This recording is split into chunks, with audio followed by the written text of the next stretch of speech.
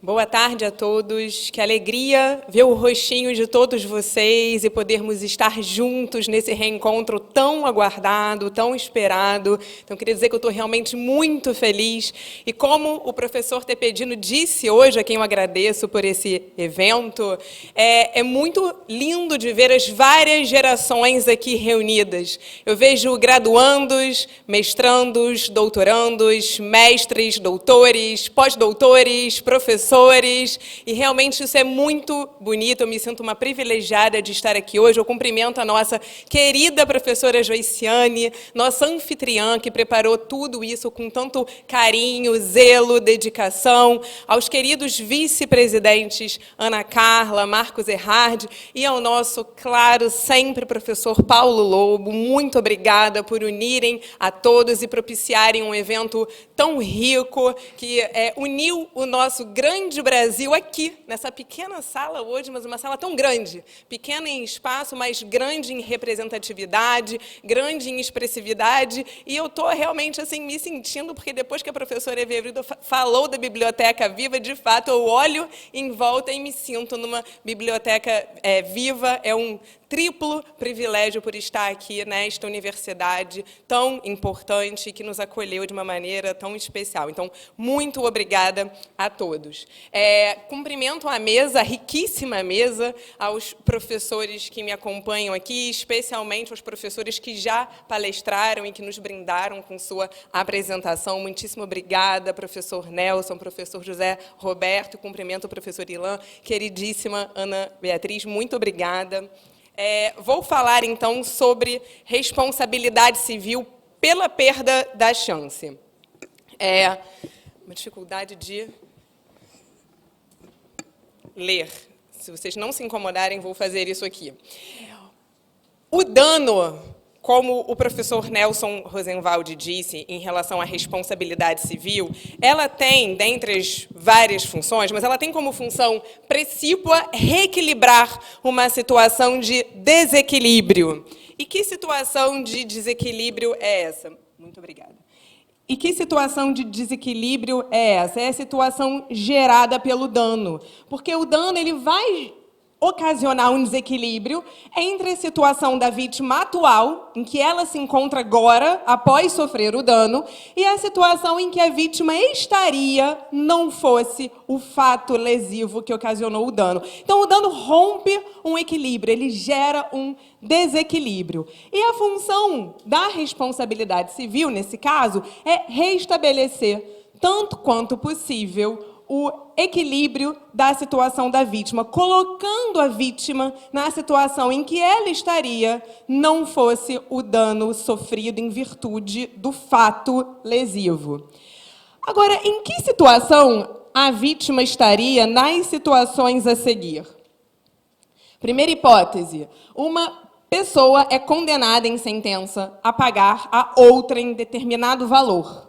Em face dessa sentença, caberia apelação, mas o advogado perde o prazo, não apela, e a sentença transita em julgado, não cabe ação rescisória. O advogado deve responder pela ausência de reversão dessa condenação? Na segunda hipótese, um cavalo... Essas hipóteses são as hipóteses clássicas e tradicionais que a doutrina traz, tá? Um cavalo não participa da competição em razão de um atraso imputável ao transportador, o que impede de concorrer a um prêmio milionário. O transportador deve responder pelo valor do prêmio? O que essas situações têm em comum? Elas têm em comum a incerteza quanto ao resultado. Porque, ainda que o advogado tivesse cumprido o prazo, não se sabe se a condenação seria revertida. Ainda que o cavalo tivesse participado da competição, não se sabe se ele ganharia o prêmio. Ou seja, o resultado final ele é aleatório, e essa incerteza do resultado final é insuperável. Não tem como superarmos a dúvida que sempre existirá. Se não tivesse havido a lesão, qual teria sido o resultado? Por isso que, nos casos de perda da chance, não há nexo causal entre a conduta do ofensor e a frustração do resultado final pretendido, porque, ainda que o advogado tivesse apelado, pode ser que a condenação tivesse sido mantida ou, quiçá, majorada. Ainda que o cavalo tivesse competido, ele poderia ter perdido o prêmio e até se machucado e ter ocasionado, eventualmente, algum tipo de prejuízo para o competidor.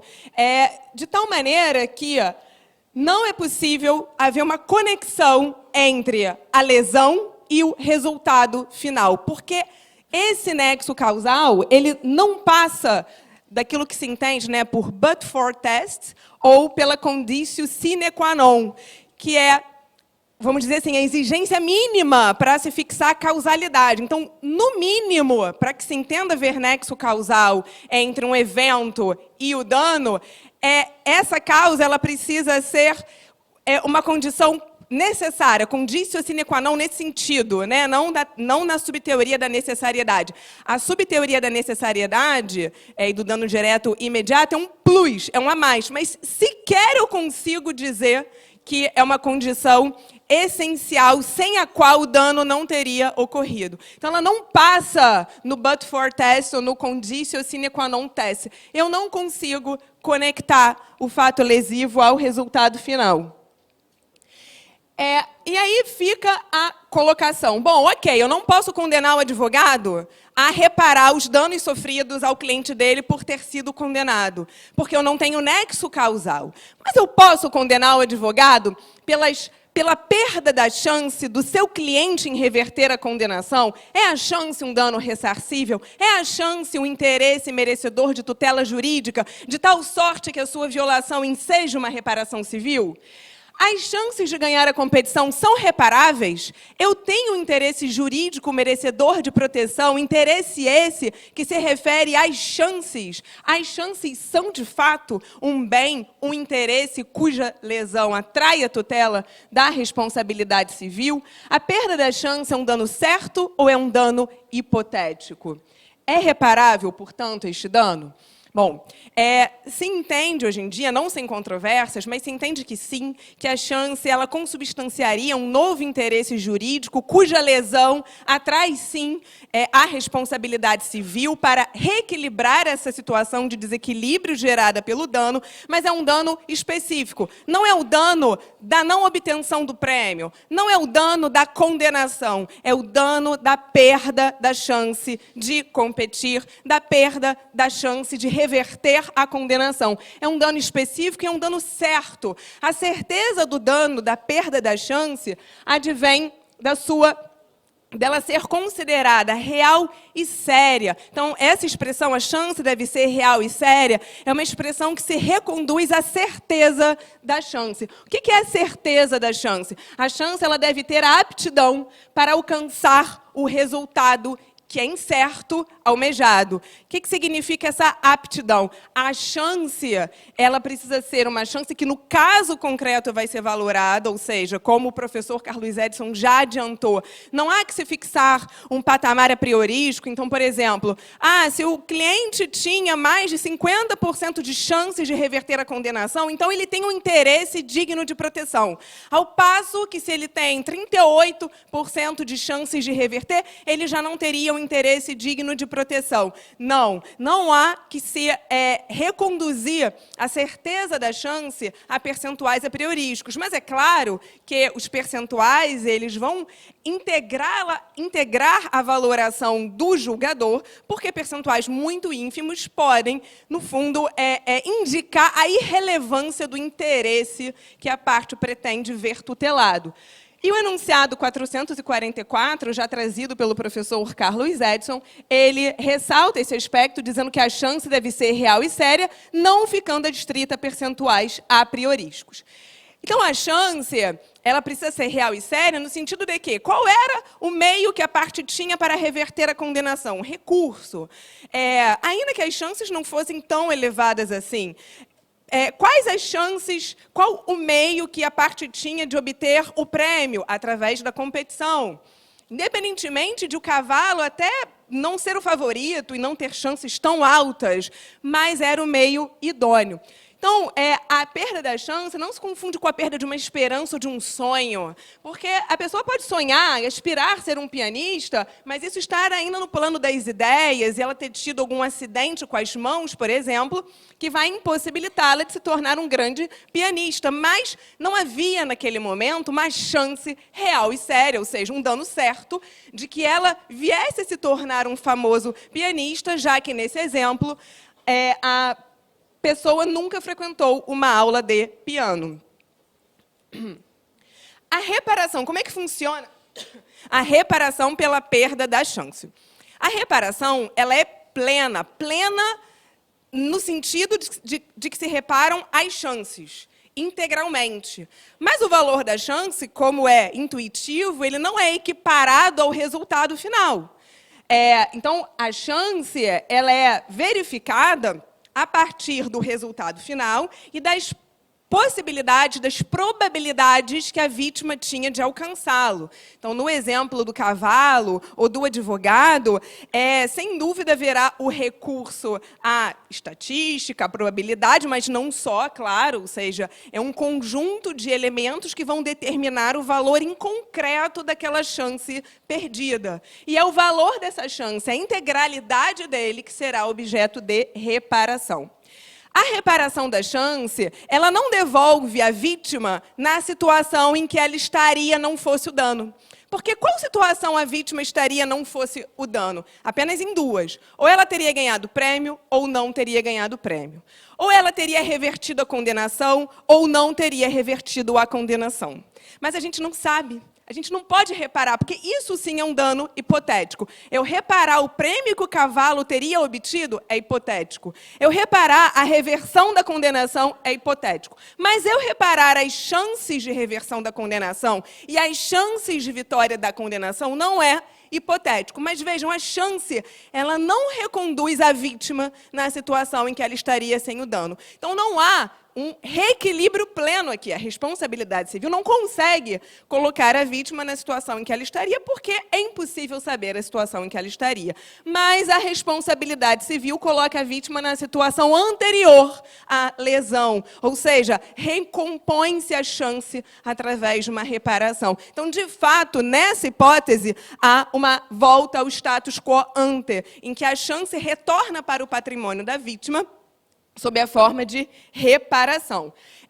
O dano pela perda da chance pode ser um dano patrimonial ou extrapatrimonial. Eu acabei dando exemplos de danos notadamente patrimoniais, mas nada impede que esses mesmos fatos lesivos também tenham repercussões extrapatrimoniais. E o exemplo mais famoso de perda da chance em situações estritamente extrapatrimoniais se dá, por exemplo, com erro de diagnóstico por parte do médico. Erro este que, ainda que não tivesse existido, poderia, mesmo assim, a vítima ter sucumbido daquela enfermidade. Mas o erro de diagnóstico tira as chances da vítima de obter um tratamento adequado que poderia tê-la salvado. Então, esse é um exemplo de reparação moral pela perda da chance. A perda da chance ela é um dano de relativa autonomia. Por que relativa autonomia?